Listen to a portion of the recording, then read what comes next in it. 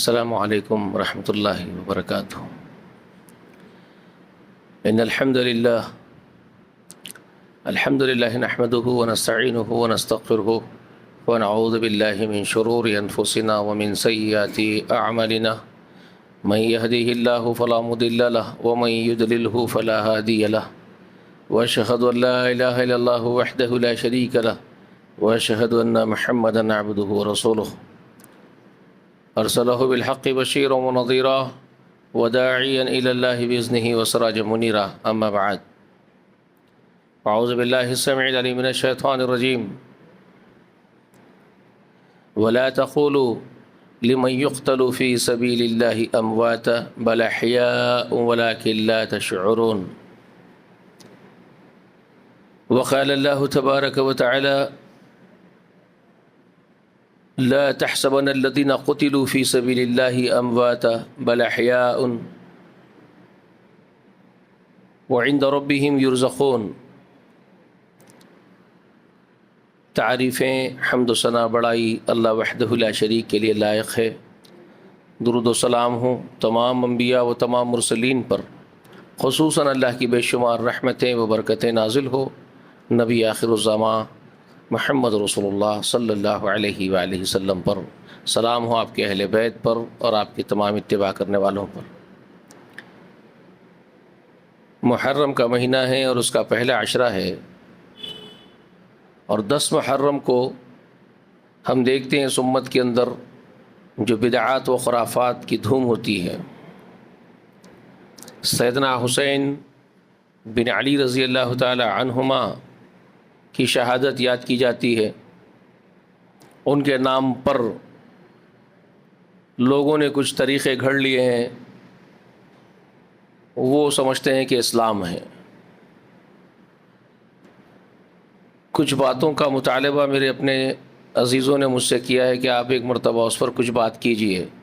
دیکھیے، میں سمجھتا ہوں ایک ایسا موضوع ہے یہ، حسین بن علی رضی اللہ تعالی عنہما کی شہادت یا وہ زمانے کے واقعات کا ذکر کرنا، جیسے لوگ ذکر کرتے ہیں سیدنا علی رضی اللہ تعالی عنہ کے اور معاویہ کے بیچ میں جو اختلاف ہو گیا تھا اس کا ذکر، اماں جان حضرت عائشہ رضی اللہ تعالی عنہا اور سیدنا علی میں جو اختلاف ہو گیا تھا اس کا ذکر، لوگ اس کو زندہ رکھنا چاہتے ہیں۔ کون لوگ ہیں وہ جو اس کو زندہ رکھنا چاہتے ہیں؟ تو ایک بات میری بہت اچھی طریقے سے یاد رکھ لو اور لکھ لو، وہی لوگ ہیں جنہوں نے اس آگ کو بھڑکایا تھا اس وقت، وہی لوگ ہیں جو اس کو زندہ رکھنا چاہتے ہیں، اس آگ کو وہ بجھنے نہیں دینا چاہتے ہیں، کیونکہ وہ ایک ایسی سازش کے تحت انہوں نے اس آگ کو بھڑکایا تھا۔ انہوں نے مسلمانوں کے اتحاد کو پامال کر دیا تھا اس آگ کے ذریعے سے۔ مسلمان جو یونائٹڈ تھے، ایک جان تھے، ایک جٹ تھے، انہوں نے ایک زبردست سازش کی مسلمانوں کے اتحاد کے فرق اڑانے کے لیے، اور وہ کامیاب ہوئے بہت حد تک۔ تو وہ لوگ یہ چاہتے تھے کہ مسلمانوں کا اتحاد ختم ہو جائے، یونائٹڈ نہ رہیں، یہ ان میں انتشار برپا ہو جائے، اور وہ کر گزرے۔ اور اب وہ یہ چاہتے ہیں کہ اسی کو صدیوں تک چلتے رہنے دینا ہے، کیونکہ اسی وقت پر صحابہ اکرام کے ان 2 گروہ جس کو بنا دیا گیا تھا، 2 طبقوں میں جو بانٹ دیے تھے انتشار کے، وہ چاہتے ہیں کہ اب بھی امت مسلمہ اسی طرح وہ دشمنیوں کے اندر پڑی رہے، وہ دشمنیوں سے نکلنے ہی نہ پائے مسلمان، اس کو زندہ رکھو۔ اس کے لیے وہ لوگ ہر وقت بہت سارے لوگوں کو ہائر کرتے ہیں، اور اچھے دانشمند، قابل، ہوشیار، شارپ پرسنالٹیز کو ہی ہائر کرتے ہیں نا۔ لاجیکلی آپ بتائیے، بے وقوفوں کو، گدھوں کو ہائر کریں گے تو کام بنتا ہے کیا؟ جی، تو اس کے لیے ہوشیار، دانشمند، شارپ پرسنالٹیز چاہیے۔ ان کو معلوم ہے، جن میں لاجک ہو، جن میں صلاحیت ہو لاجک کے ذریعے سے باتوں کو روحوں میں، دماغوں میں گھسڑ دینے کی صلاحیت ہو، ایسے ہی لوگوں کو ہائر کرتے ہیں، ہر زمانے میں کرتے آئے ہیں اور کر رہے ہیں۔ تو اس لیے جو گفتگو ان موضوعات پر ہوتی ہے، آپ دیکھتے ہیں جہاں کہیں بھی اگر آپ دیکھیں یہ موضوعات پر گفتگو ہو رہی ہے، ہم شیعہ ہیں، ہم علی کے چاہنے والے ہیں، ہم حسینی ہیں، ہم علی والے ہیں، اور کوئی کہہ رہے ہیں کہ یہ لوگ جو ہے معاویہ والے ہیں. یہ سارا جھگڑا اگر کہیں آپ دیکھ رہے ہیں اور یہ گفتگو اگر کہیں آپ دیکھ رہے ہیں تو آپ سمجھ جائیے کہ وہ بات کرنے والے یقیناً وہ لوگ ایجنٹس ہیں، وہ ہائر ہو چکے ہیں، یا پھر اگر ایجنٹس نہیں ہے تو پرلے درجے کے بے وقوف ہیں جو ان کے مشن کو لایانی فائدہ پہنچا رہے ہیں، بے وقوف ہیں، یہ سمجھ لیجیے. تو میرے سامنے جب یہ بات آئی ہے کہ آپ اس کا ذکر کر دیجئے تو میں ذکر کیا کروں؟ میں ذکر آپ کو آگاہ کرنے کے لیے یہ ضرور کروں گا کہ وہ فتنہ کیسے برپا کیا ہمارے دشمنوں نے. میں آپ کو یہ سمجھانے کے لیے ذکر کروں گا. میں یہ نہیں کہوں گا کہ میں سیدنا علی رضی اللہ تعالیٰ عنہ کی محبت میں معاویہ کو برا بولوں، میں یہ نہیں کر سکتا. اگرچہ کہ سیدنا علی کی محبت میری جان سے زیادہ میرے اندر موجود ہے، سیدنا حسین کی محبت میرے اپنے خون کے قطرے، میری اپنی جان آپ پر قربان، بے پناہ محبت میں کروں گا سیدنا علی سے، ان کی اولاد سے. لیکن میں اس محبت کے چلتے معاویہ کو یا ان کی اولاد کو گالی دوں تو پھر مجھ میں اور یہ ایجنٹوں میں کوئی فرق نہیں رہے گا. یہ بات سمجھ لیجیے آپ. ہم یہ نہیں کر سکتے. ہم کسی ایک صحابی کو بھی رسول اللہ کے ہم برا بولنے کی جسارت اور ہمت نہیں کر سکتے، یہ ہماری اوقات نہیں ہے.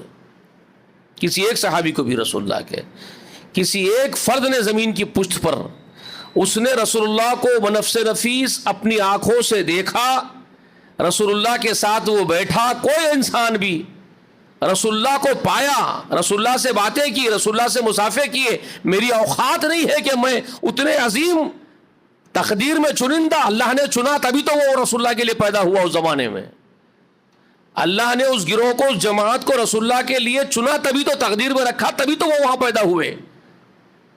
ہم کو تو 1400 برس پیچھے ڈھکیل کے اللہ نے پیدا کیا ہے رسول اللہ کے جانے کے بعد.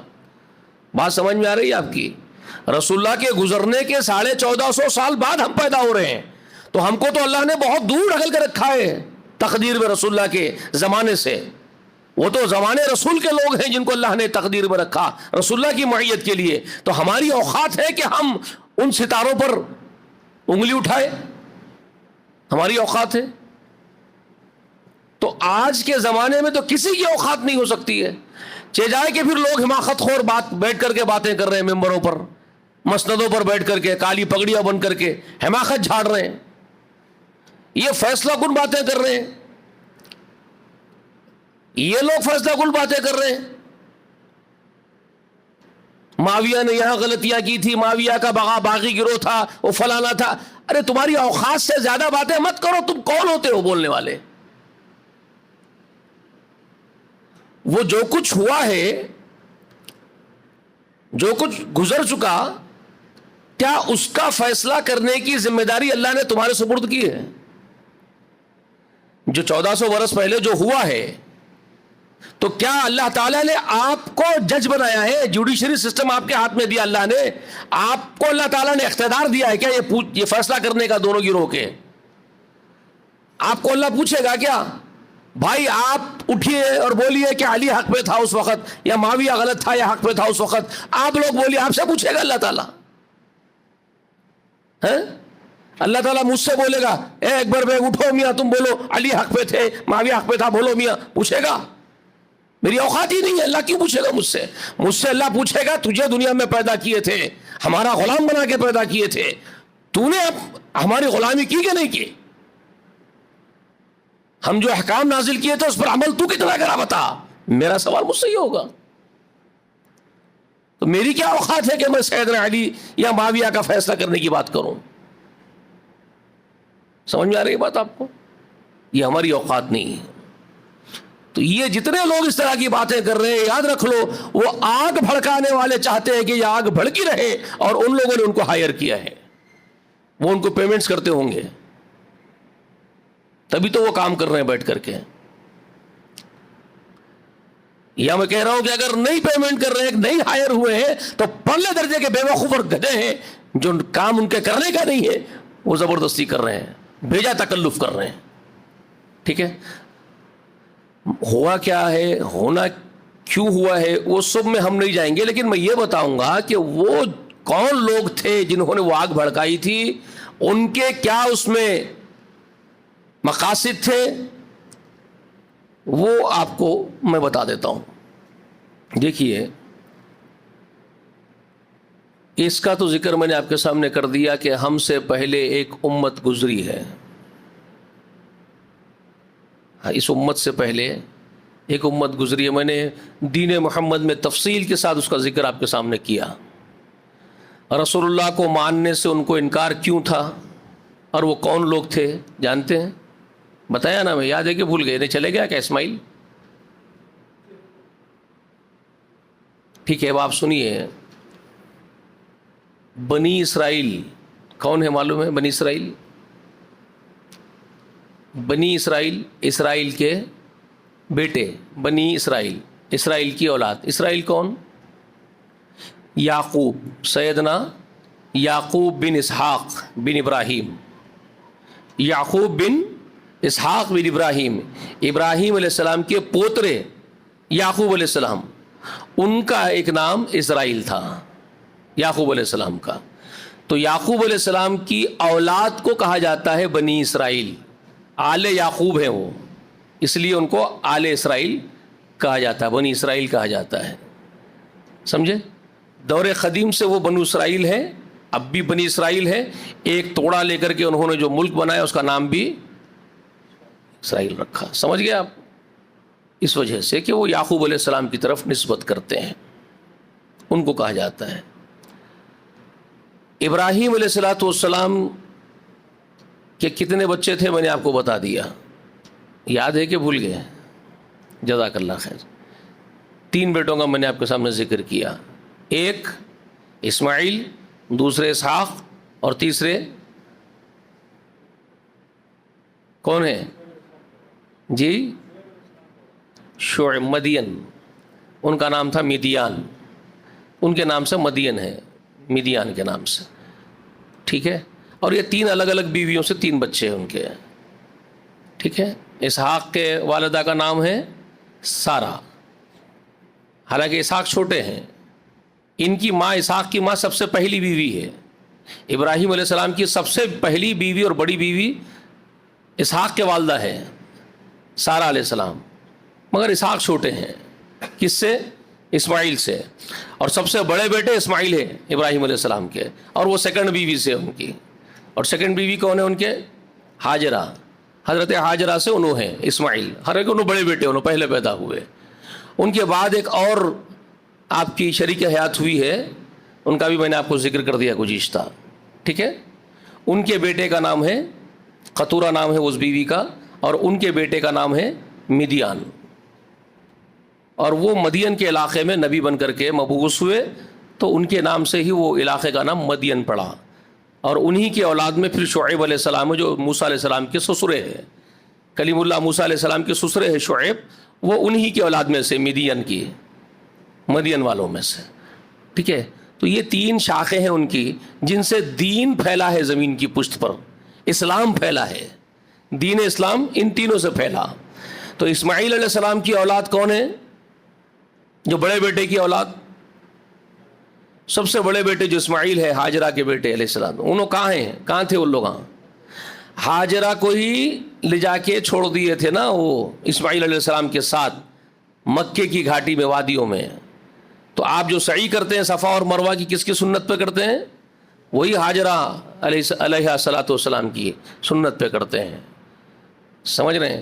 صفا کی پہاڑی سے شروع کرتے ہیں، مروہ پہ جاتے ہیں، مروہ سے آ کے پھر صفا پہ آتے ہیں، صفا سے پھر مروہ پہ جاتے ہیں. اس طرح 7 چکر آپ کو کرنے ہوتے ہیں. عمرہ کرنے والے، حج کرنے والوں کو اس کے بغیر نہ عمرہ ہوتا ہے نہ حج ہوتا ہے. تو وہ سنت ہے ہماری ماں ہاجرہ کی، جو ہم ہماری دادی کی سنت کو زندہ کرتے ہیں. ٹھیک ہے، سمجھ میں آئی بات آپ کو؟ تو وہاں مکے میں جو دین پھیلا وہ کس کے ذریعے سے پھیلا؟ اسماعیل علیہ السلام کے ذریعے سے پھیلا. دین کس کا ہے؟ ابراہیم کا ہی ہے. یہ باپ کا ہی دین ہے جو بیٹے پھیلا رہے ہیں تینوں بھی. ابراہیم کا ہی دین 3 بیٹے 3 طرف پھیلا رہے ہیں زمین کے اندر, ٹرائنگل. سمجھ رہے ہیں؟ اور بات سمجھنے کی ہے, بہت ڈیپتھ میں جانا پڑتا ہے. آج بھی ان لوگوں کے پاس ٹرائنگل کا ہی مارک لوگو بناتے ہیں بنی اسرائیل. دیکھے کبھی بنی اسرائیل کے پاس جو لوگو ہوتا ہے وہ ٹرائنگل کا ہی تھا, 3 کونی تکونی ہوتا ہے ٹرائنگل. معلوم ہے ان کو 3 بیٹوں کے ذریعے 3 طرف دین پھیلا, مگر جان بوجھ کے دشمنی کرتے ہیں, معلوم ضرور ہے ان کو.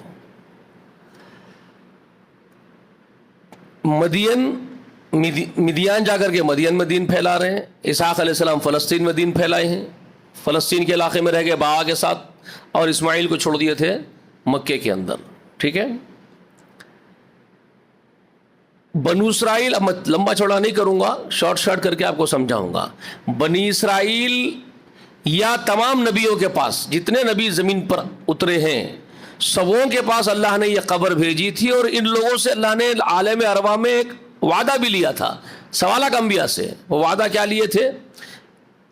وَإِذْ أَخَذَ اللَّهُ مِيثَاقَ النَّبِيِّينَ لَمَا آتَيْتُكُم مِّن كِتَابٍ وَحِكْمَةٍ ثُمَّ جَاءَكُمْ رَسُولٌ مُصَدِّقٌ لِّمَا مَعَكُمْ لَتُؤْمِنُنَّ بِهِ. یہ سورہ آل عمران کے اندر اللہ تعالیٰ کی آیت کے ذریعے خبر دی گئی ہے.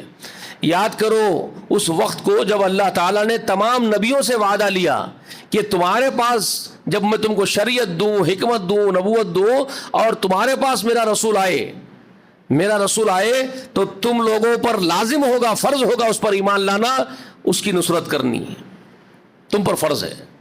کیا تم قبول کرتے ہو, مانتے ہو؟ تو سب نبیوں نے کیا کہا؟ قالوا اقررنا. ان سبوں نے کہا ہم اس کو مانتے ہیں. وہ کس نبی کے بارے میں وعدہ تھا؟ سب نبیوں, 1.25 لاکھ نبیوں سے وعدہ لے رہے ہیں. ایک نبی جب آئے گا تم کو ماننا پڑے گا. وہ کون سا نبی آئے گا جس کو ماننا سب کے لیے فرض ہوگا؟ وہ آخری نبی ہوگا, نبی آخر الزماں کی حیثیت سے آئے گا. جب وہ آئے گا تو تم کو ماننا پڑے گا. وہ محمد رسول اللہ کے بارے میں, صلی اللہ علیہ وآلہ وسلم کے بارے میں. تو ہر ایک نبی نے اپنی اپنی امت کو اس کی پیشن گوئی کی. دیکھو میاں, ہمارے سے ایک وعدہ لیا گیا ہے اور ہم تم لوگوں کو یہ خبر دے کے جا رہے ہیں. ہر ایک نبی نے اپنی اپنی امت سے کہا ہم لوگوں کا اللہ سے وعدہ ہے کہ جب وہ نبی آخر الزماں آ جائے گا تو اس پر ایمان لا کے اس کی نصرت کرنا فرض ہے, نہیں لائیں گے تو کافر ہو جائیں گے, جہنم رسید ہو جاؤ گے. یہ وعدہ ہے, پورا کرنا ہے. ہر ایک نبی نے اپنی اپنی امت کو کہا. تو بنی اسرائیل کو بھی یہ بات معلوم ہے کہ اگر وہ آنے والے آخری نبی کو نہیں مانیں گے جہنم رسید ہو جائیں گے. ماننا ضروری ہے, فرض ہے. تو وہ لوگ انتظار کر رہے تھے, اور ان کا گمان یہ تھا بنی اسرائیل کا کہ وہ جو آخری نبی جو سب سے بڑے مقام والا ہوگا, جس کو مانے بغیر کوئی چارہ نہیں ہوگا, وہ سمجھ رہے تھے کہ وہ نبی بھی ہمارے بنو اسحاق میں سے آئے گا. وہ کیا سمجھ رہے تھے؟ یہ بنی اسحاق میں سے, بنو یعقوب میں سے ہی آئے گا, آل اسرائیل میں سے. وہ یہ سمجھ رہے تھے. ہو گیا یہ کہ بنی اسماعیل میں سے آ گیا. سمجھ میں آئی بات؟ ہوا یہ کہ کعبے کے پاس آ گئے, غیر زیزرا وادی بیابان جنگل میں جہاں چھوڑ کے آئے تھے دوسری بیوی کو, ان کے بچے کو, اللہ وہاں پیدا کر دیا ہزاروں برس کے بعد آخری نبی کو. اب محمد رسول اللہ جب یہ اعلان کرے نبوت کا اور ان کے کانوں میں ٹکرایا تو ان کو وہاں سے ہی حسد ہو گئی, جلسی ہو گئی, کیونکہ یہ جلسی رکھتے تھے پہلے سے ہاجرہ سے. ہزاروں برس سے ان کی دشمنی چل رہی تھی, اور بغض تھا ان کے اندر, کینہ کپٹ بھرا ہوا تھا ان کے اندر. اور یہ کینہ کپٹ شیطانی صفت ہے. شیطان بھی بہت نیکیاں کرا ہوا تھا, یاد رکھو. شیطان اللہ کی فرمانبرداری کرتا تھا, بہت ساری نیکیاں کرتا تھا. آسمانوں میں اللہ تعالیٰ اس کو مقام اتنا بڑھا دیے تھے کہ فرشتوں کے اوپر بھی اس کو مامور کر کے رکھے تھے, عزازیل کو. اس کو تباہ و برباد کر دینے والی شے کیا تھی؟ کون سا عمل تھا وہ, کون سی صفت تھی جو اس کو غارت کر کے رکھ دی؟ حسد. جب آدم علیہ السلام کو اللہ تعالیٰ فضیلت دے دیے مخلوقات میں, اور فرشتوں سے بول دیے کہ سجدہ کرو آدم کے سامنے, فرشتے تو جھک گئے, مگر اس کا وہ بغض اس کو جھکنے سے روک دیا, جو کینہ دل میں بیٹھا ہوا تھا اس کے. میں اس کو اپنے سے افضل مانتا ہی نہیں, افضل میں ہی ہوں. وہ کینہ جو تھا اس کے اندر, بغض جو تھا, وہ اس کو روک دیا. آج بھی بہت سارے لوگوں کو ہم دیکھتے ہیں یہ بغض اور کینے کی وجہ سے کسی آدمی کی صلاحیت کو ماننے سے انکار کرتے ہیں. اللہ نے اگر کسی کو چنا ہے، اللہ تعالیٰ کسی کو اپنا غلام بنایا ہے، اس کے اندر تقویٰ ڈال دیا، اور وہ ایک غلام اللہ کا اگر تقوی کی بات کرتا ہے، للہیت کی بات کرتا ہے، اللہ کی طرف بلاتا ہے لوگوں کو، نافرمانیوں سے روکنے کی بات کرتا ہے، تو لوگ اس سے کتراتے ہیں، اس سے بھاگتے ہیں کینے کی وجہ سے اور بغض کی وجہ سے. ان کو بھی دشمنی کھائی جاتی ہے. سمجھ رہے ہیں؟ اور یہ وہ بری صفت ہے کینہ اور بغض جو انسان کی تمام نیکیاں، مخلوق کی تمام نیکیاں ختم کر دیتی ہے. ابلیس کو جب یہ حسد ہوئی، ساری نیکیاں غارت ہو گئی اس کی، اور لعنت ملامت کر دی گئی، اس کے اوپر دھتکار دیا گیا، اس کو نکال کر کے پھینک دیا گیا آسمانوں سے. وہی کینہ اور بغض ان کے اندر بیٹھا ہوا تھا آل یعقوب کے اندر. کس سے؟ ہاجرہ سے اور ہاجرہ کی آل اولاد سے. جب محمد رسول اللہ یہاں سے آ گئے، ان کے اکابرین، ان کے بڑے جو سنجیدہ علماء تھے، انہوں پہچان لیے امتحانوں کے بعد. کچھ آزمائشیں، کچھ رسول اللہ سے کچھ سوال جواب، کچھ ایکسپیریمنٹس کر کے دیکھ لیے، جس میں سے ایک بڑی مثال آپ کو ملتی ہے عبداللہ بن سلام کی. معلوم ہے آپ کو، ایک بہت بڑے عالم دین تھے یہودیوں کے، بنو اسرائیل کے بہت بڑے عالم دین تھے، بہت بڑے شیخ الاسلام تھے اس وقت کے. وہ شیخ الاسلام، بہت بڑے اسلام کے شیخ، بزرگ اہل کتاب کے. انہوں نے ان کے اندر اللہ تقویٰ بھی رکھ دیا تھا. یہ اللہ کی طرف سے من اللہ ہے. اللہ جس کو چاہتا ہے فضیلت دیتا ہے، جس کو چاہتا ہے توفیق دیتا ہے اپنے یہاں سے. اللہ نے ان کے دل میں تقویٰ، ایمان کی حرارت بھی رکھا تھا عبداللہ بن سلام میں. وہ افضل کر رہے تھے رسول اللہ کو شروع سے ہی، مکے کے دور سے ہی. نبوت کا دعویٰ جب محمد رسول اللہ کرے تو اڑتی اڑتی باتیں جب مدینہ تک پہنچ گئی کہ ایک نبی اپنا دعویٰ کر رہا ہے، کیونکہ یہ لوگ انتظار ہی کر رہے تھے آخری نبی کا. اہل کتاب خود انتظار کر رہے تھے آخری نبی کے آنے کا. اور ان کے جو پیشن گویا تھے اہل کتاب کے پاس، وہ پیشن گویا خود بتا رہے تھے کہ اب یہ دور اسی نبی کے آنے کا دور آ گیا ہے. جیسے ہم اس بات کا اب اعتراف کر رہے ہیں نا، کچھ ہمارے بھی جو جانکار لوگ ہیں، جو اہل علم ہیں، وہ یہ بات بولتے ہوئے آپ نظر نہیں آ رہے آپ کو کہ یہ مہدی کی آمد کا دور آ گیا ہے. بھائی رسول اللہ کی پیشن گوئیوں کو پڑھنے کے بعد اندازہ ہو رہا ہے کہ یہ دور امام مہدی کی آمد کا ہے، عیسیٰ کے نزول کا دور قریب آ رہا ہے، جیسا ہم بول رہے ہیں نا. ایسی تو ان کے پاس بھی وہ پیشن گوئیاں جو نبیاں کرے تھے، آخری نبی کا دور کیسا ہوگا، کب آئے گا، تو وہ سب ان کے پاس تھا. تو وہ انتظار ہی کر رہے تھے کہ یہ آخری نبی کا دور آ گیا ہے، اب آخری نبی آنا ہے. اور آخری نبی کی معلومات ہونا شروع ہو گئی. مکے سے آ رہے ہیں، مکے میں آ چکے ہیں. تو جب مکے میں آ چکے ہیں کی بات معلوم ہو گئی، وہ دعویٰ کر رہے ہیں نبوت کا، تو بہت سارے لوگ جو اس بات کو جانتے تھے وہ رسول اللہ کے پاس آ رہے تھے، ایکسپیریمنٹس کر رہے تھے، واقعی وہی نبی ہے کیا. اس میں سے عبداللہ ابن سلام بھی ایک تھے جو آبزرو کر رہے تھے. جب رسول اللہ مدینے کو آ گئے تو ان کو موقع ملا ساتھ بیٹھنے اٹھنے کا اور پوری طریقے سے رسول اللہ کو آزمانے کا. تو انہوں نے کیا کیا جانتے ہیں؟ بہت ساری صفتیں یہ دیکھ لیا رسول اللہ کے اندر جو نبی ہی کے اندر ہوتی ہے، صرف نبی میں. دور قدیم سے جو نبوت کا علم تھا ان کے پاس، نبیوں کے بارے میں مطالعہ تھا، نبیوں کو جانتے تھے، نبیوں کی اسٹڈی تھی. تو رسول اللہ کے اندر وہ سب صفتیں کو دکھ گئی تھی.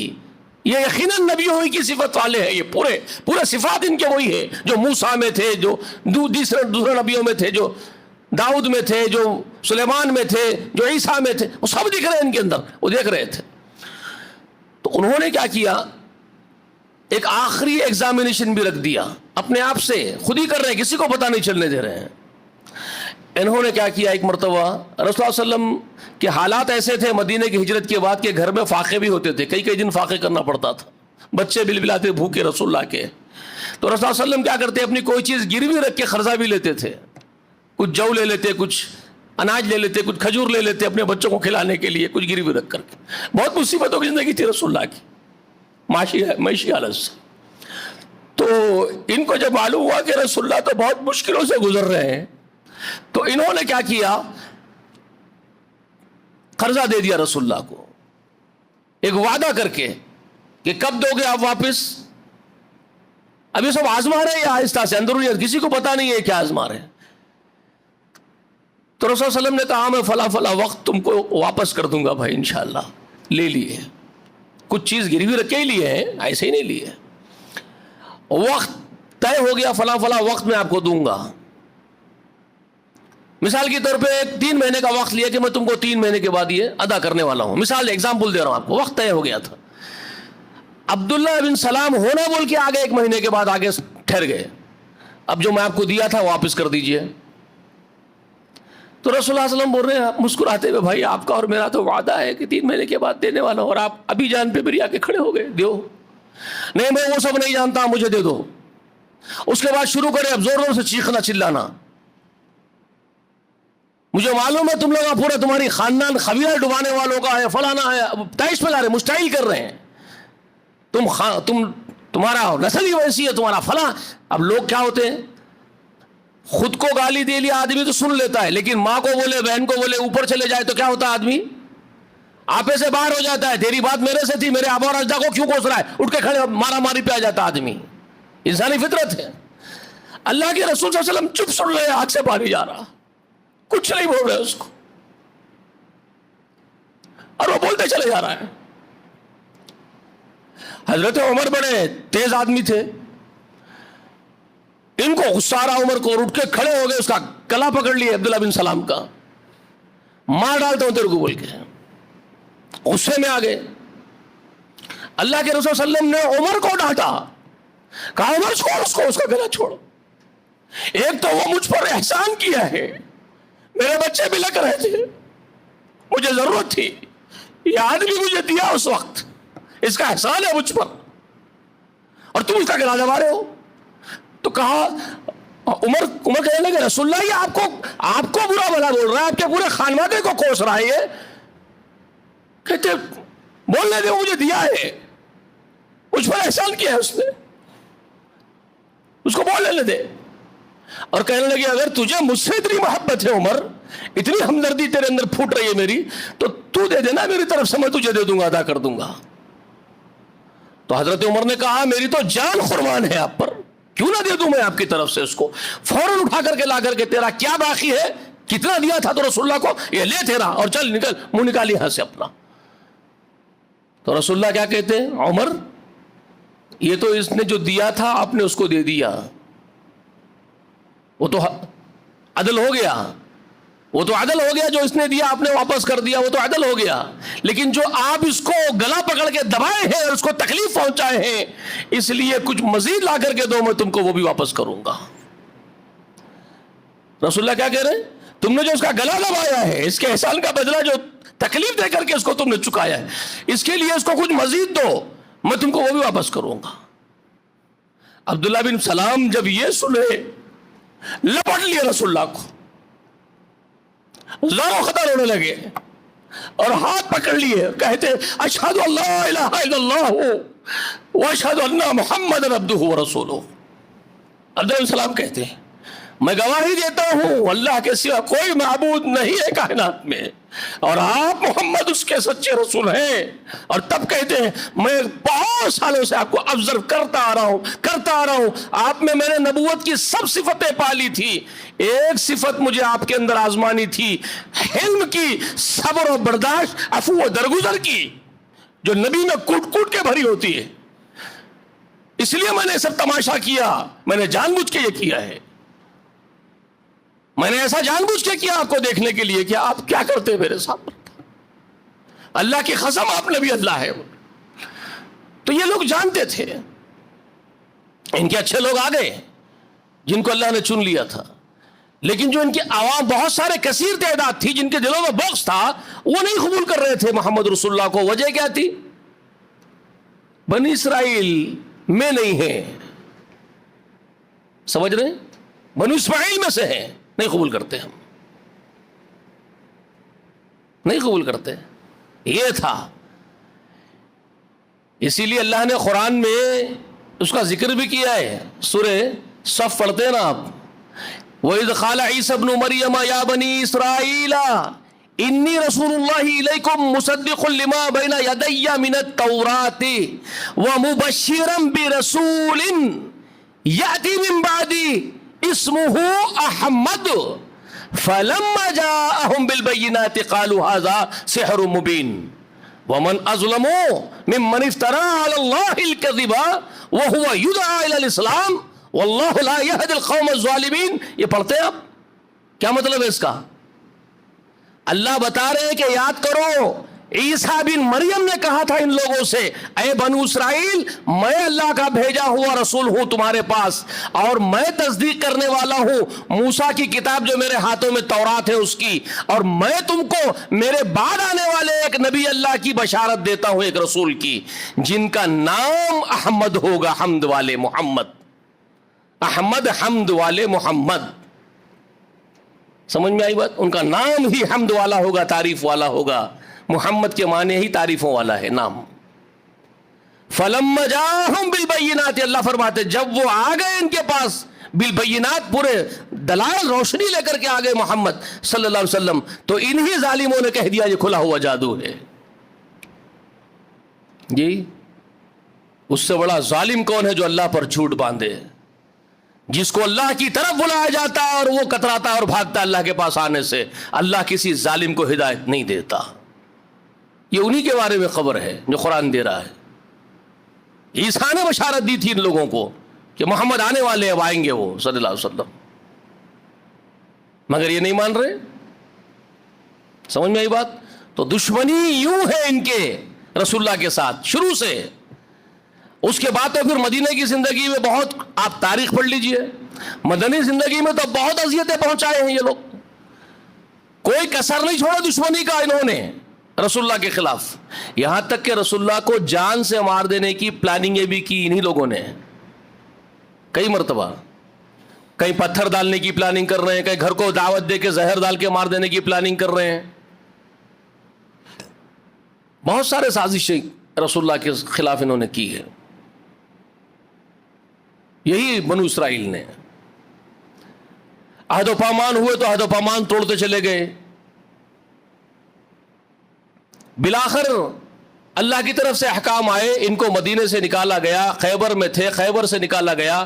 تو یہ لوگوں میں ایک دشمنی کی آگ تھی رسول اللہ کے خلاف. یہ اسلام سے, محمد رسول اللہ کے پیش کردہ دین سے دشمنی اور بغض رکھتے تھے. ان کو موقع کی تلاش تھی کہ کسی طرح سے یا تو پہلے محمد رسول اللہ کی حیات میں ہی کوشش تھی کہ محمد رسول اللہ کو ہی مٹا دیں گے, دین ہی مٹا دیں گے, لیکن وہ نہیں ہو سکا. اور ہوگا بھی کیسے؟ یریدون لیطفئوا بنور اللہ. کیا فرمایا اللہ تعالیٰ نے؟ یریدون, یہ لوگ چاہتے ہیں, کیا چاہتے ہیں؟ کہ اللہ کے اس دین کو اپنے پھوکوں سے بجھا دینا چاہتے ہیں, اللہ کے نور کو پھوکوں سے بجھا دینا چاہتے ہیں. یہاں محمد رسول اللہ بھی مراد ہے اسلام کے ساتھ ساتھ. یریدون لیطفئوا نور اللہ بافواہہم میں اللہ کا دین اسلام بھی اور خود اسلام کا پیغمبر بھی مراد ہے. اللہ کا نور اسلام اللہ کا نور ہے, قرآن اللہ کا نور ہے, پیغمبر بھی اللہ کا نور ہے, نور ہدایت ہے. سمجھ میں آئی بات؟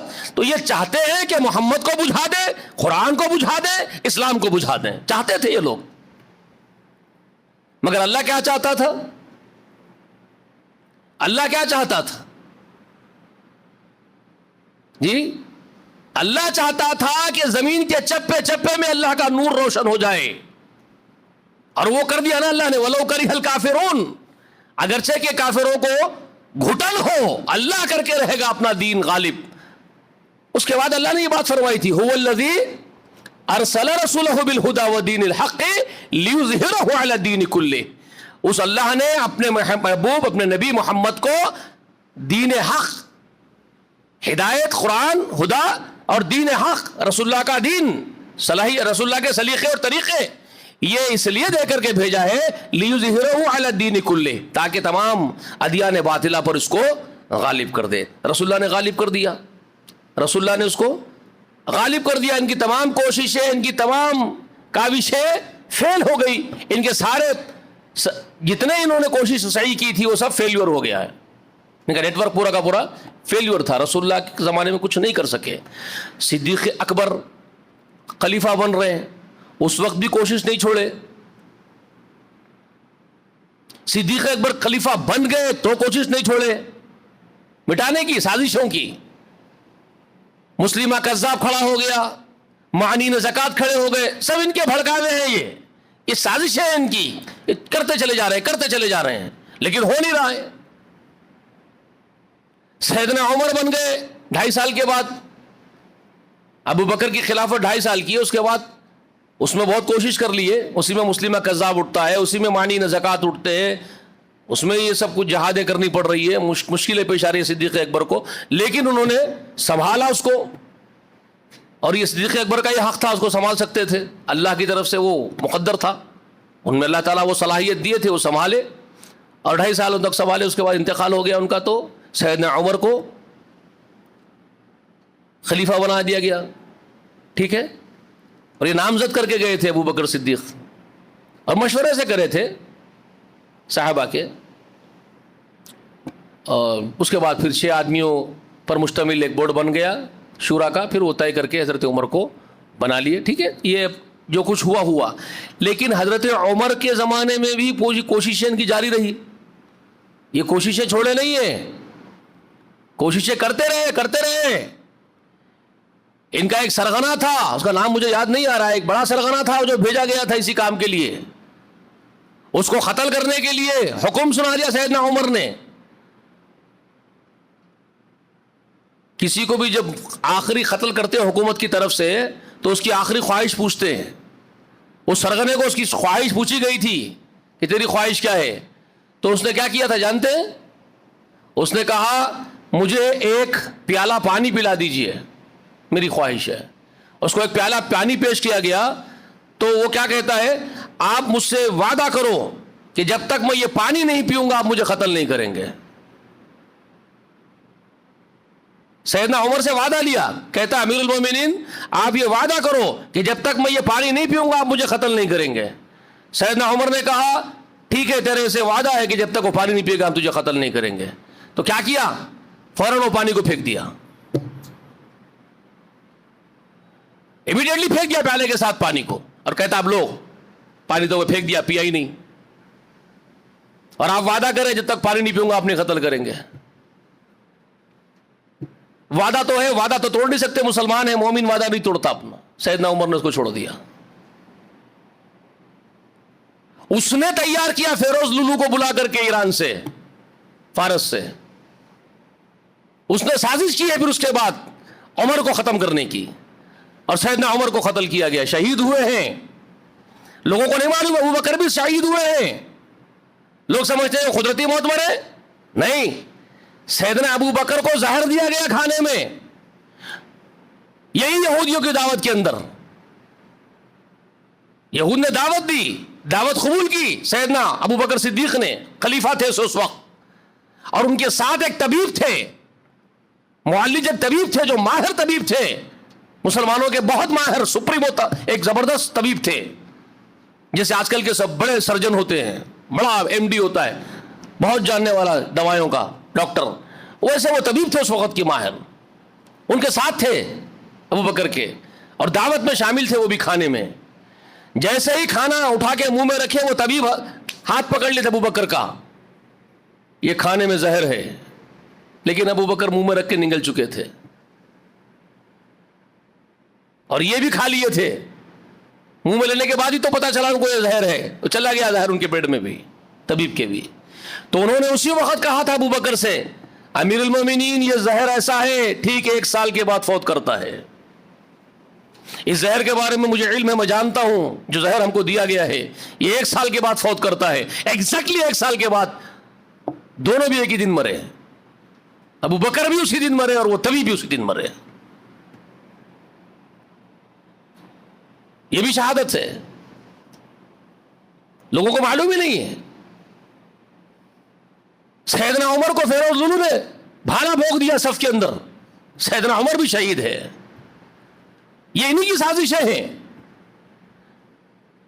اب جب سیدنا عثمان کا دور آیا, جس طرح اپنی پوری شان و شوکت کے ساتھ سیدنا عمر کے دور میں فتوحات ہوئی ہے, اسلام پھیلا ہے, اسی طرح سیدنا عثمان کے ابتدائی 10 سال, اور یہ یاد رکھ لیجئے ابو بکر کے بھی 2.5 سال تھے نا, عمر کے بھی کتنے ہوئے, ابو بکر کے 2.5 سال تھے, عمر کے کتنے 10, تو عثمان کے کتنے 12.5 سال ہے، لیکن 10 سال تک کوئی فتنہ نہیں تھا. جس طرح عمر کے دور میں فتوحات ہو رہی تھی 10 سالوں میں، 10 سال کا دور تھا عمر کا، ویسے ہی 10 سالوں تک حضرت عثمان کے دور میں بھی فتوحات پہ فتوحات، کئی بر اعظم فتح ہو گئے. قسطنطنیہ حضرت عثمان نے فتح کیا ہے ترکستان تک. جو قسطنطنیہ تک جو فتوحات ہوئی ہے نا، دستے گئے ہیں سمندری اور بحری دستے جو نکالے گئے، وہ کس کی خلافت میں نکالے گئے جانتے ہیں؟ زمینی فوج تو کام کرتی تھی ہمارے پاس اس وقت، ابو بکر کے زمانے میں، عمر کے زمانے میں زمینی فوج کام کرتی تھی، لیکن بحری دستے سمندری فوج کہاں تھی؟ وہ سیدنا عثمان کے زمانے میں سیدنا عثمان نے اس کو لانچ کیا. تو اس طرح سے کام چلتا رہا. یہ لوگ کھول رہے تھے اندر.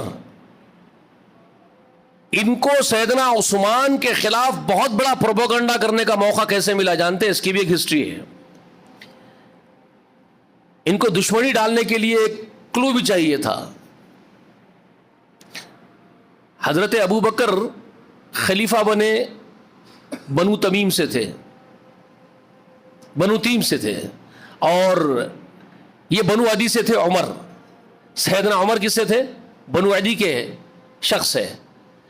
قریش کے اندر کئی قبیلے تھے قریش میں، لیکن 2 قبیلے ایسے تھے بنو قریش کے جو ایک دوسرے کے ہمیشہ گتھم گتھی میں رہتے تھے. وہ کون تھے؟ اور جو جن کو بڑے قبیلے مانا جاتا تھا، عزت دار قبیلے قریش کے، وہ 2 کون تھے جانتے ہیں؟ بنو ہاشم اور بنو امیہ. بنو ہاشم، بنو امیہ. باقی کے یہ قبیلے تیم والے، یہ قبیلے عدی والے، یہ چھوٹے چھوٹے قبائل تھے. یہ ان کو اتنا خاطر میں نہیں لاتے تھے. یہ لوگ بیچ میں بیچارے کودتے بھی نہیں تھے، بیچ میں آ کر کے یہ جم کرتے بھی نہیں تھے. لیکن ان دونوں میں گتھم گتھی رہتی تھی ہمیشہ دور قدیم سے. جتنے حاجی آتے تھے کعبۃ اللہ کو حج کرنے کے لیے، تو بنو ہاشم کے لوگ یا بنو امیہ کے لوگ کمپٹیشن کرتے تھے دونوں، حاجیوں کی خدمت میں، دینداری کے کاموں میں. سمجھ رہے ہیں؟ لات اور عزا کی بھکتی میں، لات عزا منات کی بھکتی کرنے میں، تو یہ سب کچھ یہ لوگ کرتے تھے.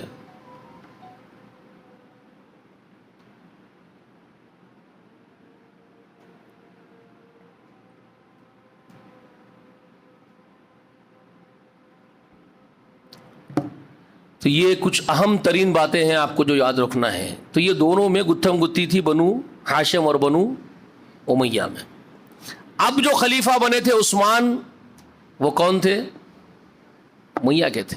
انہوں نے کہا کہ یہ ہے زبردست اب موقع، اب جو موقع ہے یہ سب سے بیسٹ ہے. جھگڑے کو بڑھانے کا، آگ لگانے کا اس سے بہتر موقع نہیں مل سکتا سازش کرنے کے لیے. رسول اللہ بنو ہاشم ہے اور علی کون ہے؟ بنو ہاشم ہے. ابو جہل کون تھا؟ بنو امیہ. ابو سفیان کون ہے؟ بنو امیہ. ہندا کون ہے جو حضرت حمزہ کو قتل کری؟ بنو امیہ کے قبیلے کی بہو. سمجھ رہے؟ ابو سفیان بنو امیہ کا، معاویہ بنو امیہ کا. سمجھ میں آ رہی ہے بات؟ عثمان بنو امیہ کے ہیں شخص. تو انہوں نے کیا کیا کہ اب یہ جو ان کی آبائی عصبیتیں ہیں، پرانی قدیم دشمنیاں ہیں، اس کو سامنے لے کے آؤ ان لوگوں کے. وہ پروپیگنڈے شروع ہوئے ہیں حمید بھائی، وہ پروپیگنڈے شروع کیے گئے. عثمان پر اب الزامیں دھرنا شروع کر دیے. یہ عثمان کو ہم دیکھ رہے ہیں بنو امیہ کے لوگوں کو چن چن کے آفیسرز بنا رہا ہے. سمجھ رہے ہیں؟ یہ عثمان گورنرہ بنا رہا، آفیسرہ بنا رہا، پوسٹنگاں دے رہے، چن چن کے بنو امیہ کو بھیج رہے ہیں. بنو ہاشم کو نگلیکٹ کر رہے ہیں. سمجھ رہے ہیں آپ؟ یہ پروپیگنڈے تھے، صحیح بات یہ نہیں تھی. حضرت عثمان ایسے تھے کیا؟ اتنے مطلب فرض اور اس طرح کے آدمی تھے حضرت عثمان. وہ عثمان جو رسول اللہ کی زندگی میں اپنی تمام چیزیں قربان کر دیتے ہوئے پیچھے نہیں ہٹتا، کیا وہ عثمان دنیا کے لیے اپنے لوگوں کو بٹھائے گا؟ لیکن پروپیگنڈا کر رہے ہیں. عثمان یہ دیکھ رہے ہیں کہ صلاحیت جس میں ہے وہ سنبھالنے کی اس کو بھیج رہے ہیں. ان کو کیا کرنا ہے؟ بنو امیہ کے بنو ہاشم ہے جو قابل ہے اس کو بھیج رہے ہیں. اب وہ قابل جو ہے بنو امیہ میں سے ہے تو اس کو کیا کرنا ہے اس کا. لیکن ان کو اکسانا ہے کہ عثمان ایسے کر رہے ہیں. سمجھ رہے ہیں آپ؟ اس طرح یہ آگ بھڑکائے. اسی دوران یہودیوں نے عبداللہ ابن سبا نام کے ایک آدمی کو تیار کیا مشن کے لیے. یہ جو علی مرزا جو پاکستانی ہے, یہ لڑکا جو بولتا ہے نا, یہ افسانوی شخصیت ہے, گھڑی ہوئی شخصیت ہے. ابن سبا نام کا کوئی آدمی تھا ہی نہیں تاریخ میں. گدھے خاموش ہو جا, یہ بولو اس کو, یہ گدھا پنا چھوڑ دو میاں, اپنی آخرت سنبھالو. جو سیدنا علی کے چاہنے والے شیعہ ہیں ان کی کتابوں میں اس کا ذکر موجود ہے. عبداللہ ابن سبا کا ذکر خود شیعوں کی کتابوں میں موجود ہے, اور تو کون ہوتا ہے انکار کرنے والا؟ سنیوں کی تاریخ میں بھی اس کا ذکر ہے, شیعوں کی تاریخ میں بھی اس کا ذکر ہے, اور یہ کہہ رہا افسانوی شخصیت ہے.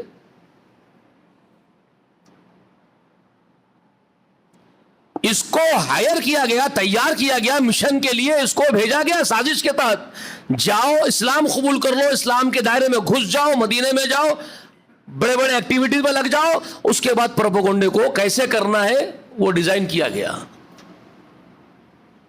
تو عبداللہ ابن سبا اسلام قبول کر کے, اسلام کا چولا اوڑھ کے کام کیا کرتا تھا جانتے ہیں؟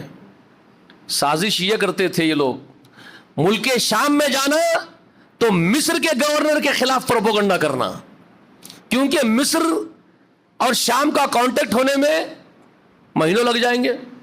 کون جا کے وہ دیکھے گا کہ جو یہ پروپیگنڈا کر رہے ہیں وہ صحیح ہے غلط ہے؟ آج کا دور تھوڑا ہی ہے, سوشل میڈیا کا ایک کلک کرو تو پورے دنیا کی خبریں ادھر سے ادھر بھاگ رہی.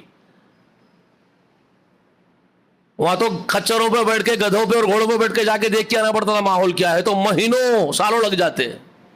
سمجھ میں آئی بات؟ تو پلاننگ یہ کریں کہ مصر میں جا کے مصر میں جاؤ, پروپیگنڈا کرو شام کے حکمرانوں کے خلاف کہ شام کے اندر امیر المومنین کے یہ حرکتیں ہیں, اس کی وجہ سے ایسا ہو گیا, پروپیگنڈے مصر والوں کا دماغ خراب کرو. اور شام میں جاؤ تو مصر والوں کے بارے میں بولو, مصر میں ایسا کر دیے, وہاں کر دیے, شام والوں کا دماغ خراب کرو. بصرہ میں جاؤ تو ان کے خلاف بولو, مدینے کے خلاف بولو, مدینے میں جاؤ بصرہ کے خلاف بولو. یعنی یہ سب آگ ادھر سے ادھر بھڑکاؤ, ساری طرف پیچیدگیاں پیدا کر دو. یہ سازش رچی گئی عثمان کے خلاف, دماغوں میں زہر گھولا گیا. جیسے آج کا میڈیا زہر گھول رہا ہے نا, ویسے ہی اس وقت کے یہ موت میڈیا زہر گھولے تھے. پلاننگ وہی ہے, دور قدیم سے آج بھی ہے. سمجھ رہے ہیں آپ؟ یہ ہوا تھا. اس طرح فساد بھڑکایا گیا, سیدنا عثمان کو شہید کیا گیا. سب سے معصوم شہادت ہے سیدنا عثمان ابن عفان کی, عثمان غنی کی رضی اللہ تعالی عنہ کی. 50 دن تک محصور کر دیے گئے تھے. اور کتنے اللہ والے اور ایمان والے لوگ ہیں یہ, اللہ اکبر. بلوائی ان کے خلاف پروپیگنڈا کرتے, سڑکوں پر اتر کر کے احتجاج کرتے, ان کے خلاف چیخ پکار ہوتا, جلسے منعقد کرتے ان کے خلاف, ان کی حکومت کے خلاف, کہتے کہ اس کو اتار دو حکومت پہ سے, رہنے کے قابل نہیں, آوازیں بلند کرتے ان کے خلاف. صحابہ اکرام کے دل کڑتے, جو حضرت عثمان کو چاہنے والے صحابہ ہیں وہ کڑتے, گھٹن ہوتی ان کو. ایسے ایسے واقعات ہیں کہ ابو ہریرہ رضی اللہ تعالی عنہ آئے عثمان کے پاس اور آگے کہتے ہیں امیر المومنین یہ کیا ہو رہا ہے, لوگوں نے کیا فساد بچا کے رکھ دیا, کیسا زہر گھول رہے ہیں, آپ فوج کو حکم دیجئے ان کو قتل کر دینے کا, یہ باغی گروپ کو. تو کیا بولتے ہیں امیر المومنین, انہوں نے مجھے قتل کر دیا, کیا گناہ میں قتل کروں, میں ان کا پوچھ رہے ہیں. ابو ہریرہ تو بول کس جرم میں ان کا قتل کروں. تو وہ بول رہے ہیں آپ کے قتل کرنے کے بارے میں, وہ آپ کو قتل کرنے کی باتیں کر رہے ہیں. تو کیا کہتے ہیں امیر المومنین, انہوں نے مجھے قتل کر دیا کیا؟ بول رہے کر تو نہیں دیے نا, تو پھر کیسے میں قتل کروں ان کا؟ جب مجھے قتل کر دیں گے تب تم ختم کر لینا ان لوگوں کو, جاؤ. ابھی میں حکم نہیں دے سکتا ان کو قتل کرنے کا. اتنا صبر, اتنا حلم, یہ صحابہ ہی ہو سکتے تھے, اور کون ہو سکتے ہیں بتائیے. خود کی جان پر بنا رہی ہے تو بول رہے ہیں مجھے مار دیں گے تب ان کا جرم ہوگا نا, اس سے پہلے جرم نہیں ہے ان کا. جاؤ چھوڑو ان کو ان کے حال پہ. سیدنا علی رضی اللہ تعالیٰ عنہ اپنے 2 بیٹوں کو لے کر کے گھر کا پہرا دیتے تھے ان کا رات رات پر. معلوم ہے آپ کو سیدنا علی جن کا نام لے کے فساد برپا کر رہے ہیں, ہم علی کو خلیفہ بنانا چاہتے ہیں, بنو ہاشم میں سے ہونا چاہیے ہمارا خلیفہ, اور نامزد کس کو کر رہے ہیں نام لے کے؟ یہ علی کا حق ہے بنو ہاشم میں سے خلیفہ بننے کا, علی کو بنائیں گے ہم لوگ, عثمان کو اتارو, بنو امیہ کے ہیں وہ ان کو اتارو, ہم بنو ہاشم میں رسول اللہ کے خاندان میں سے رسول اللہ کے بھائی کو وہ حقدار ہے اس کے, ہم ان کو بنائیں گے. یہ بلوا مچا رہے ہیں. اور عثمان ان کو مارنے کا حکم نہیں دیتے بلوائیوں کو, اور علی جس کے نام پر جس کو خلیفہ بنا کے تاج پہنانا چاہتے ہیں بدبخت, وہ علی حضرت عثمان کو پروٹیکٹ کر رہے ہیں. یہ لوگ مار دیں گے عثمان کو, اس لیے علی رات رات بھر اپنے 2 بیٹوں کو پہرا لے کے پہرا داری کر رہے ہیں عثمان کی, کہ لوگ آ کے کہیں سے عثمان کو مار دیں گے, پوری رات نہیں سو رہے, عثمان کو پروٹیکشن دے رہے ہیں. کیسے لوگ ہیں یہ اللہ والے مجھے بتائیے, آپ ان کے خلاف جھگڑا پیدا کر رہے ہیں.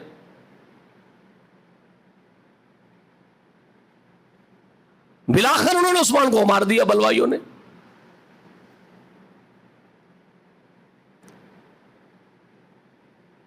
سیدنا علی خلیفہ بنے. لوگ کہتے ہیں کہ حضرت علی نے پھر قصاص کیوں نہیں لیا, عثمان کے لوگوں کو قاتلوں کو مارا کیوں نہیں ہے؟ آپ لوگوں کو معلوم نہیں بک بک کرتے بڑھتے ہیں. کون کہتا آپ سے علی نے نہیں قتل کرنے کا ارادہ کیا ہے, قصاص کا ارادہ نہیں کیا عثمان کے قاتلوں کے لیے؟ کون کہتا آپ سے؟ سیدنا علی رضی اللہ تعالی عنہ خلیفہ بننے کے بعد انہوں نے اپنا مرکز کوفے کو بنایا, اور وہاں انہوں نے اس بات کا اناؤنسمنٹ کیا کہ جتنے لوگ شامل تھے عثمان کے قتل میں ان سب کو اریسٹ کر کے لے کے گرفتار کر کے ان کو قتل کر دیا جائے گا قصاص میں. تو کوفے والوں میں سے 10,000 آدمی کھڑے ہو گئے, ہم کو بھی قتل کرو, ہم بھی ہیں حضرت عثمان کے قاتلوں میں, ہم بھی ہیں سپورٹ کرنے کے لیے اپنے لوگوں کو, اپنے عزیزوں کو, خود کے عزیزوں کو بچانے کے لیے خلیفہ کے سزا سے آگے کھڑے ہو گئے, سپورٹو مجرموں کے سپورٹ میں 10,000 سے زائد آدمی کھڑے ہوئے. معلوم ہے آپ لوگوں کو ایک بہت بڑا امکان تھا, اندیشہ تھا فساد کا زمین کی پشت پر, تو اس کو انہوں نے پھر ٹال دیا. راضی خوشی نہیں تھے علی کہ حضرت عثمان کو مار دیا تو اچھا ہوا, مضطرب تھے, بے چین تھے, حالات بہت خطرناک ہاتھ سے نکلتے جا رہے تھے, جس کے لیے وہ پریشان بھی تھے, بہت سٹریس میں بھی تھے. کسی طرح وہ سنبھالنا چاہتے تھے رسول اللہ کے دین کو, حالات کو, سیدنا علی. لیکن اس میں کیا ہوتا ہے کہ ہماری ماں جو ہے ایک عورت ذات خاتون ہے, حضرت عائشہ. اب عورتوں کا جو ہے جذباتی ہو جانا وہ تو فطری بات ہے ان کا, عورت جذباتی ہو جائے وہ تو فطری بات ہے. عورت کے پاس وہ دور اندیشی, وہ حکومت کی سطح پر سوچ, وہ بردباری, وہ سنبھالنے کے سلیقے وہ عورتوں میں تھوڑا ہی پائے جاتے ہیں. اگر پائے جاتے تو پھر عورت کو نبی بناتے اللہ میاں کسی ایک عورت کو. کوئی عورت نبیہ بنی ہے کیا زندگی میں؟ کیونکہ عورت کو فطرتاً اللہ تعالیٰ ویسے بنایا ہی نہیں. وہ ساری صلاحیتیں اللہ نے مرد کو عطا کی ہے, مرد جانتا ہے. اور سیدنا علی میں وہ بصیرتیں, وہ دور اندیشیاں جو ہے وہ ہماری ماں عائشہ میں آ بھی نہیں سکتی ہے, جنسی کے اعتبار سے بھی نہیں آ سکتی, پاسبلٹی نہیں ہے. اب یہ جذبات میں آ رہی تھی ہماری اماں, اور یہ کہہ رہے تھے ہمارے ماں حضرت عائشہ کہ میں کچھ نہیں جانتی. علی کو بار بار میسج بھیج رہے, خطوط لکھ کے بھیج رہے, میں کچھ نہیں جانتی علی, مجھے قصاص چاہیے عثمان کا.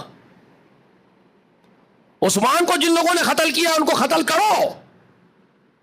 اور یہ جواب بھیج رہے ہیں اماں جان آپ صبر رکھو, حالات بہت خطرناک ہیں اماں جان جس کو ہم دیکھ رہے ہیں, آپ صبر رکھیے اماں. اور وہاں سے وہ کہہ رہے ہیں کہ علی اگر تم نہیں کرو گے تو ہم تمہارے خلاف جہاد کر دیں گے, جنگ کر دیں گے. یہ ایسے حالات ہیں بھائی جس کو آپ سمجھ ہی نہیں سکتے. آپ کے پڑھنے نہیں پڑھنے والے حالات ہیں, وہ ڈینجر ترین حالات ہیں, وہ جو کھڑے کر دیے گئے اس وقت دشمنوں کے ذریعے سے, سازشوں کے تحت کھڑے کیے گئے وہ حالات. وہ سنبھالنا کوئی معمولی بات نہیں تھی اس وقت. یہ سب بنتے ہوئے آ رہے تھے حالات, سمجھ رہے ہیں. تب جا کر کے سیدنا علی رضی اللہ تعالی عنہ ماں کو دھارس دے رہے تھے، اب صبر رکھیے اب صبر رکھیے، لیکن بالآخر ماں لوگوں کو لے کر کے، اپنے چاہنے والوں کو لے کر کے نکل ہی گئی اونٹوں پر بیٹھ کر کے علی سے لڑنے کے لیے. اسی کو کہتے ہیں جنگ جمل. جنگ جمل اسی کا نام ہے. وہ ایک عجیب خوبصورت جنگ تھی. وہ ماں آ گئی ہے بیٹے کے خلاف. بیٹا ہی ہوا نا بھائی. اللہ کے رسول کو اللہ تعالیٰ نے رسول اللہ کی بیویوں کو کیا کہا؟ وَأَزْوَاجُهَا أُمَّهَاتُهُمْ. اللہ نے کہا قرآن میں نبی کی جتنی بیویاں ہیں وہ کیا ہے امت کے لیے؟ أُمَّهَاتُهُمْ. ان کی مائیں ہیں. تو ماں آ گئی نا بیٹے کے خلاف. بیٹا کیا کرے گا؟ رو رہے علی، کہہ رہے کسی طرح سے ماں کو واپس بھیج دو. میں کیسے آ کے ماں کے خلاف لشکر لے کے کھڑے ہو جاؤں؟ کیا آزمائش پہ پڑ گیا ہوں میں؟ کیسی آزمائش ہو رہی ہے میری؟ رو رہے تھے علی، تڑپ رہے تھے علی. آپ کو معلوم ہی نہیں آپ لوگوں کو؟ بے چین تھے وہ کہ لڑنا چاہتے تھے اپنی ماں سے. بعد میں جب ختم ہو گیا معاملہ، جدھر کا ادھر ہو گیا، تو آپ لوگوں کو یہ بات بھی شاید نہیں معلوم ہے، ماں عائشہ رضی اللہ تعالی عنہا یاد کر کے خود کہتی تھی کہ میں اس دن سے پہلے ہی ختم کیوں نہیں ہو گئی، مجھے موت کیوں نہیں کھا گئی، میں کیوں نکلی تھی اس وقت علی کے خلاف. اپنے آپ کو وہ کوستی تھی. میں نے بہت بڑی غلطی کی. ماں کہتی تھی میں نے بہت بڑی غلطی کی علی کے خلاف نکل کر. میری ماں مجھے نہ جانتی تو اچھا تھا. اپنے آپ کو بول لیتی تھی حضرت عائشہ ہماری ماں، میری ماں مجھے نہ جانتی تو اچھا تھا، مجھے موت کھا لیتی تو اچھا تھا. یہ حالات اور جذبات اس وقت یہ سب کچھ پیدا کر دیے. بھائی آپ 14 سال کے بعد بیٹھ کے ان لوگوں کے اوپر بات کرتے ہیں. اب کیا اوقات ہی نہیں آپ کی. سمجھ میں آ رہی ہے بات آپ کو؟